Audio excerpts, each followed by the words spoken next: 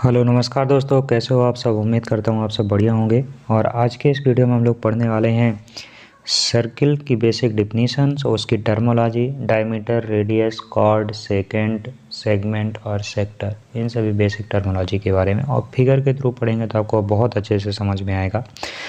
तो सर्किल की टर्मोलॉजी पढ़ने से पहले हम लोग जान लेते हैं कि आखिर सर्किल होता क्या है, ठीक है ना। तो सर्किल क्या होता है कि circle is a collection of all point. Circle जो होता है, जितने भी पॉइंट इसके सरकमफेरेंस में होते हैं, तो collection of all point equidistance from the fix point in a plane.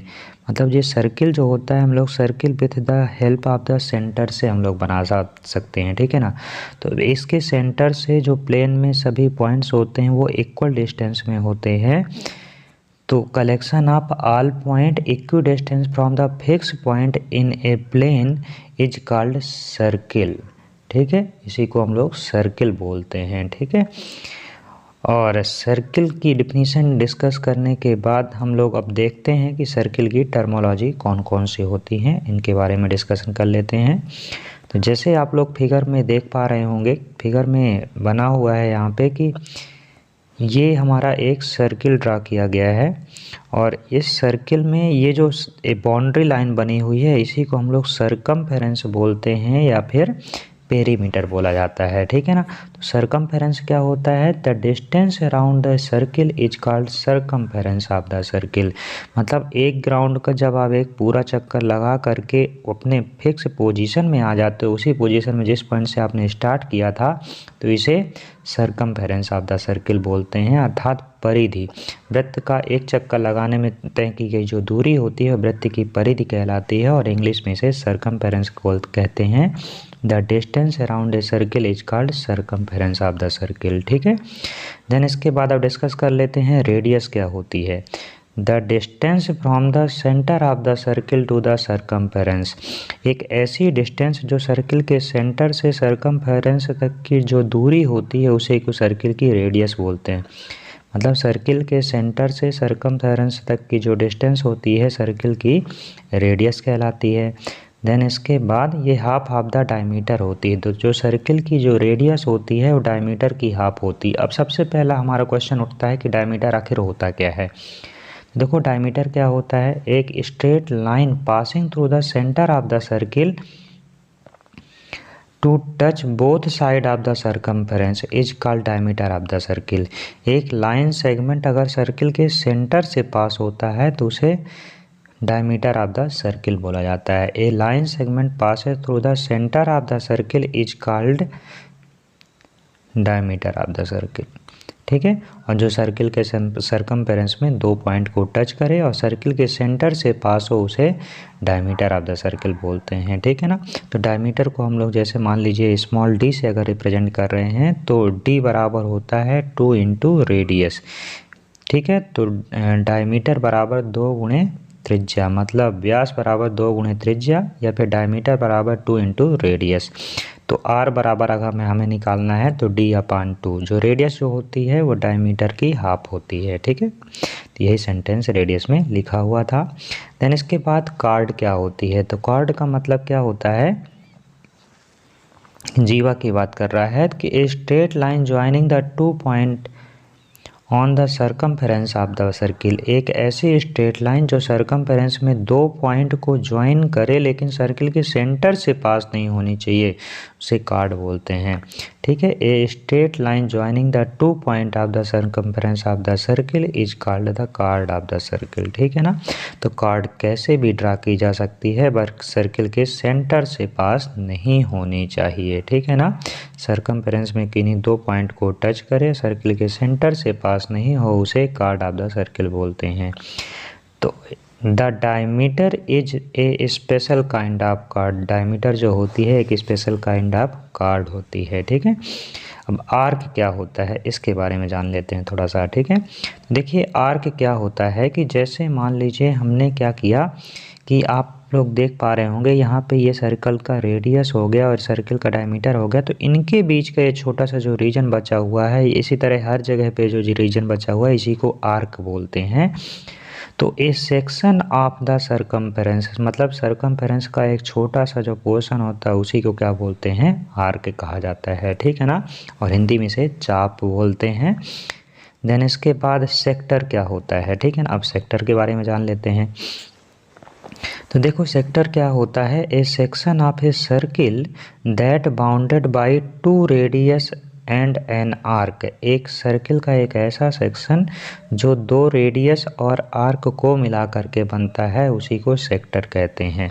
देखिए जैसे ये हमारा सर्किल का सेंटर हो गया, सर्किल के सेंटर से सरकमफेरेंस तक की डिस्टेंस रेडियस, देन एक और सरकमफेरेंस तक की डिस्टेंस रेडियस। तो ये पहली रेडियस और ये दूसरी रेडियस, तो रेडियस और दो रेडियस और आर्क को मिला करके जो रीजन बनता है उसी को सेक्टर ऑफ द सर्किल कहते हैं। हम देखिए याद कैसे रहेगा, दो रेडियस, रेडियस में क्या होता है, आर से स्टार्टिंग होती है, सेक्टर जो होता है आर से एंड होता है। तो सेक्टर और रेडियस इस तरह हम लोग याद रख सकते हैं कि जिसमें दो रेडियस होती है और एक आर्क होता है, उसी को हम लोग सेक्टर ऑफ द सर्किल कहते हैं, ठीक है ना। देन इसके बाद सेगमेंट ऑफ द सर्किल क्या होता है, ठीक है। तो segment of the circle a section of a circle that bounded by chord and arc, ठीक है। एक सर्किल का एक ऐसा सेक्शन जो कार्ड और आर्क के बीच का जो क्षेत्रफल होता है उसी को सेगमेंट कहते हैं। कार्ड और आर्क के बीच का क्षेत्रफल सेगमेंट, और दो रेडियस और आर्क के बीच का सेगमेंट सेक्टर। तो सेक्टर के लिए हमने आपको बता दिया, रेडियस और सेक्टर में आर दो जगह होते हैं, तो दो रेडियस और आर्क को मिलाकर के जो रीजन बनता है सेक्टर, तो कार्ड और आर्क को मिलाकर के जो रीजन बनता है उसे सेगमेंट बोलते हैं, ठीक है। देन इसके बाद एक टर्मोलॉजी और होती है जो आपको जानना ज़रूरी है, टेंजेंट क्या होती है। देखिए बहुत ही इंपॉर्टेंट क्वेश्चन है, ठीक है ना। जो बच्चे 10th क्लास में पढ़ते हैं या फिर जो 9th क्लास में भी पढ़ते हैं उन्हें भी टेंजेंट जानना ज़रूरी होता है। जो कंपटीशन की तैयारी कर रहे हैं उनके लिए तो बहुत ही ज़्यादा ज़रूरी।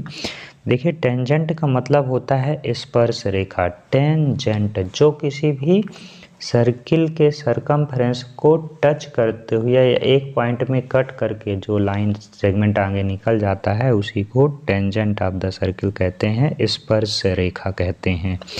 ये line touching the circumference once at given point, जो सर्किल के सरकमफेरेंस को एक पॉइंट, सर्किल के सरकमफेरेंस में किसी एक पॉइंट को टच करके या फिर कट करके आगे निकलता है उसे सर्किल का टेंजेंट कहते हैं या फिर स्पर्श रेखा हिंदी में बोला जाता है। तो स्पर्श करने का मतलब ये होता है जैसे हम लोग किसी के गाल को टच करके जस्ट आगे निकल जाते हैं, उसे मारते नहीं हैं लेकिन बच्चे को डरा दिया जाता है, तो उसे को गाल को टच जो किया तो एक पॉइंट में जिस पॉइंट में टच किया गया उसी को टेंजेंट बोल दिया, ठीक है।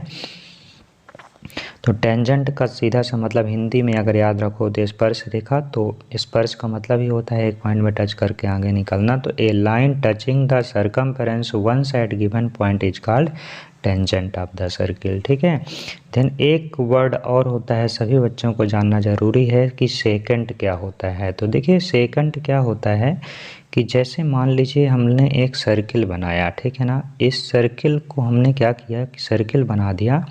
अब इस सर्किल को कट करते हुए जो लाइन आगे निकल रही है, मतलब सर्किल को कट करते हुए जो लाइन आगे निकल जाती है, एक intersecting line that passes through the circle is called second of the circle, ठीक है ना।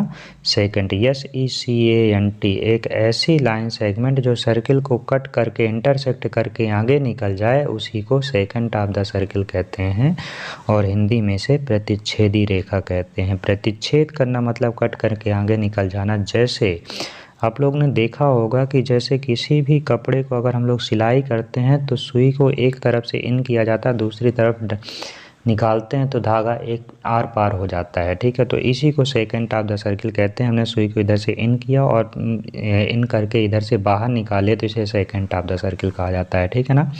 मतलब प्रतिच्छेदी रेखा जो का मतलब आर पार निकल जाए, ठीक है।